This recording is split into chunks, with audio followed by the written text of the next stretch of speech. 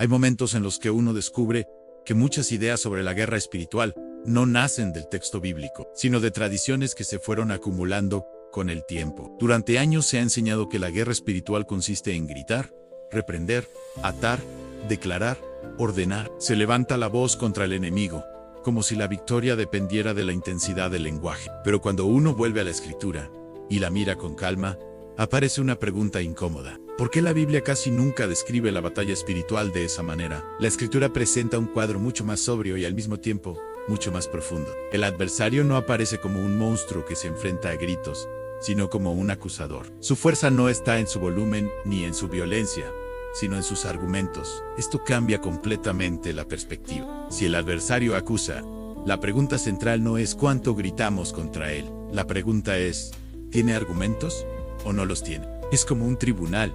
En un tribunal no gana quien grita más fuerte, gana quien tiene el caso más sólido. Por eso en varias escenas bíblicas, el conflicto espiritual aparece como un proceso judicial. En una visión profética, el sumo sacerdote está de pie, mientras el acusador se coloca a su lado, para señalar su condición.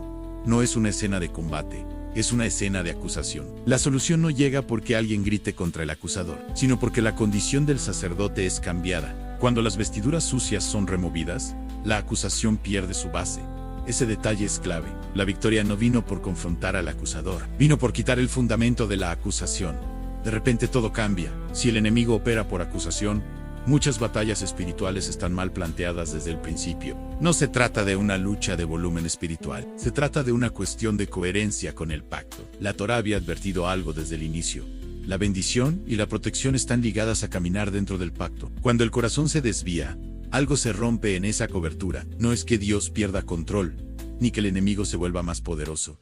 Es que se abre una brecha, y el acusador vive de las brechas. Por eso los profetas nunca enseñaron a Israel a pelear contra fuerzas espirituales mediante gritos o fórmulas. Cuando veían opresión, crisis o destrucción, siempre decían lo mismo: vuelvan al pacto, vuelvan a la justicia, vuelvan a la fidelidad, vuelvan a la verdad. Para los profetas, el problema nunca fue falta de guerra espiritual. El problema siempre fue abandono del camino. Esto sacude muchas ideas modernas, porque es mucho más fácil gritar contra un enemigo invisible que examinar el propio corazón. Es mucho más sencillo declarar guerra espiritual que preguntarse con honestidad: ¿qué puertas he dejado abiertas? La escritura incluso usa esa misma imagen, una puerta. Desde las primeras páginas se advierte que el pecado está esperando en la puerta. No derriba la casa, no entra por la fuerza. Espera que alguien la abra. Y muchas veces, sin darnos cuenta, somos nosotros mismos quienes abrimos.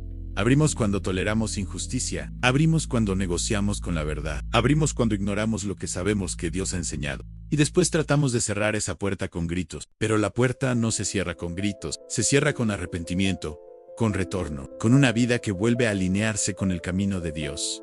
Ahí ocurre algo poderoso. Cuando la vida vuelve al pacto, el terreno cambia. El acusador puede hablar, pero ya no tiene caso. Sus argumentos se deshacen, porque la base que lo sostenía ya no está. Y entonces se entiende algo que la escritura sugiere una y otra vez. La verdadera autoridad espiritual no se demuestra enfrentando al enemigo, sino viviendo de tal manera que el enemigo no tenga nada que presentar contra ti.